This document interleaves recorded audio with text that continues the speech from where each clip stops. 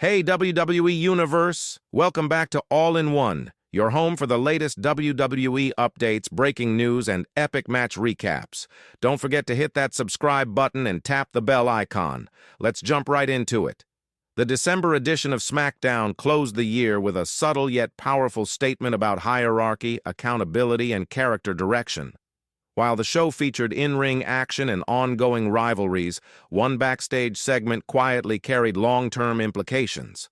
Austin Theory and Grayson Waller attempted to confront SmackDown general manager Nick Aldis, believing they were owed answers after their recent encounter with Braun Strowman.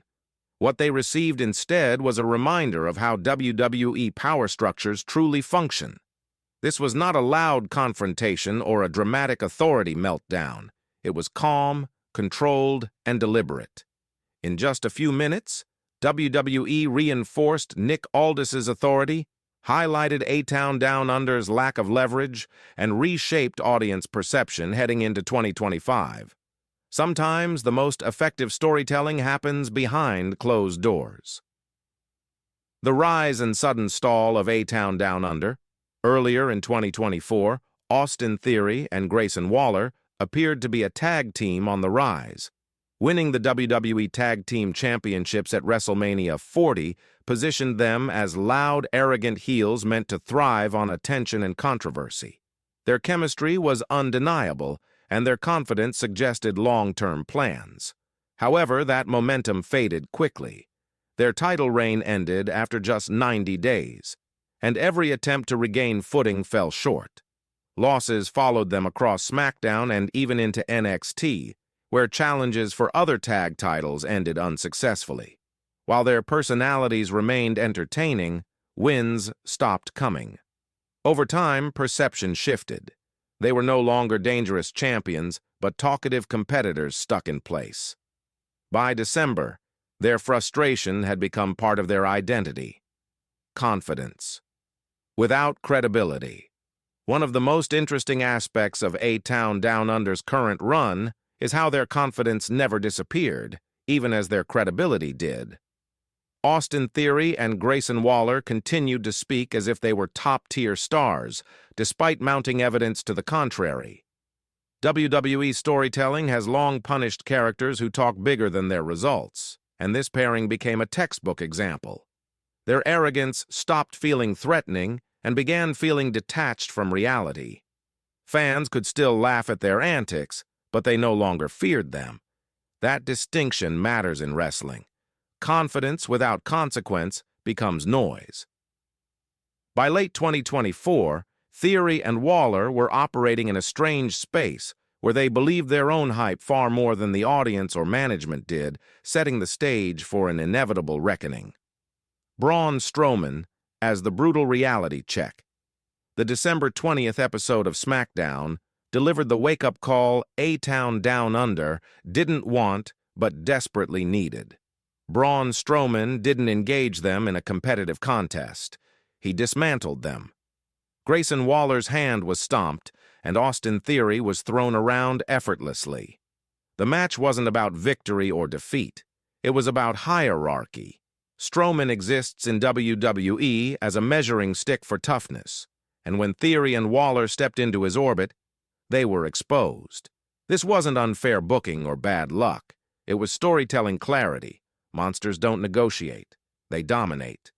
Instead of responding with strategy or vengeance, A-Town Down Under responded with complaints, which only emphasized how unprepared they were for that level of confrontation.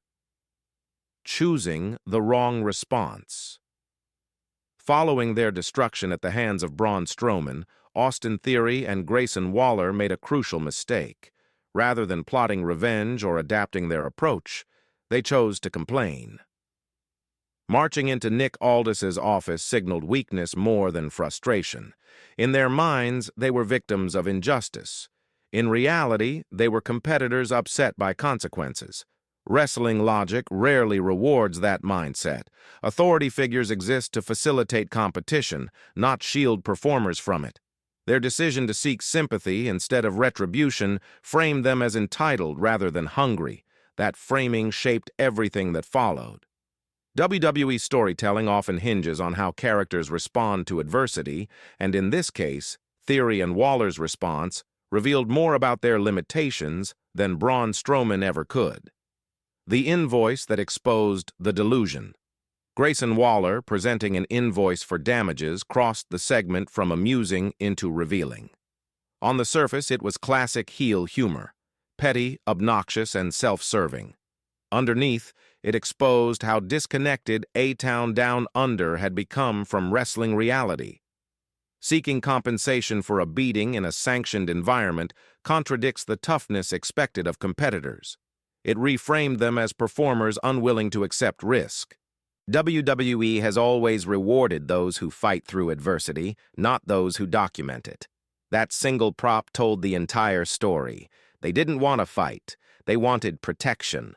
Once that became clear, the outcome of the segment was inevitable. Authority figures don't negotiate with delusion, and Nick Aldis made sure that message landed clearly. Nick Aldis draws the line. Nick Aldis's response was calm, firm, and effective. He didn't raise his voice, threaten punishment, or insert himself into the conflict. Instead, he reminded Theory and Waller of the basic rule of professional wrestling. If you have a problem with someone, handle it yourself. By refusing to entertain their complaint, Aldis reinforced his authority without overshadowing the story. He didn't book a match or promise justice. He dismissed them entirely. That dismissal carried more weight than any verbal reprimand. It established Aldis as a general manager who values accountability over excuses. In doing so, he preserved Braun Strowman's aura, exposed A-Town Down Under's lack of leverage, and strengthened the internal logic of SmackDown as a competitive environment. Why Nick Aldis feels legitimate. Nick Aldis stands out as an authority figure because he doesn't seek attention. He isn't positioned as a villain or a hero. He's structure. His real-world credibility as a former long-reigning world champion gives his presence weight, but his restraint is what makes it believable. He treats everyone equally and shuts down nonsense immediately. That balance prevents authority fatigue, a problem WWE has faced many times in the past. When Aldis makes a decision, it feels earned rather than scripted. His role enhances stories rather than hijacking them. The office confrontation worked because Aldis didn't overplay his hand. He let the characters defeat themselves. That approach builds long-term trust with the audience and keeps the focus where it belongs. Austin Theory at a career crossroads. This segment symbolized Austin Theory's current position more than any match result could. Once presented as a future cornerstone of the company, Theory now finds himself defined by embarrassment rather than dominance. His transition into a comedic heel hasn't erased his talent, but it has altered perception. Being dismissed by Nick Aldis without hesitation reflected how far his standing has slipped. At 27 years old, Theory still has time on his side, but direction matters. Talent alone doesn't guarantee trajectory. WWE history is filled with performers who stalled after early promise. This moment serves as a warning. Reinvention is possible, but it requires accountability, clarity, and a shift in how the character responds to adversity moving forward. What the future holds. After the dismissal, getting removed from the general manager's office was not an ending. It was a checkpoint. A-Town Down Under now faces several possible paths. They can escalate their conflict with Braun Strowman and risk further humiliation. They can fracture under pressure and pursue separate careers, or they can accept their current role and rebuild credibility slowly. Their move to Monday Night Raw provides a chance to reset perception, but only if their mindset changes. WWE doesn't abandon talent, it tests it. This segment tested Theory and Waller's characters brutally but fairly. The door wasn't slammed shut. It was simply closed until they proved they deserved to open it again.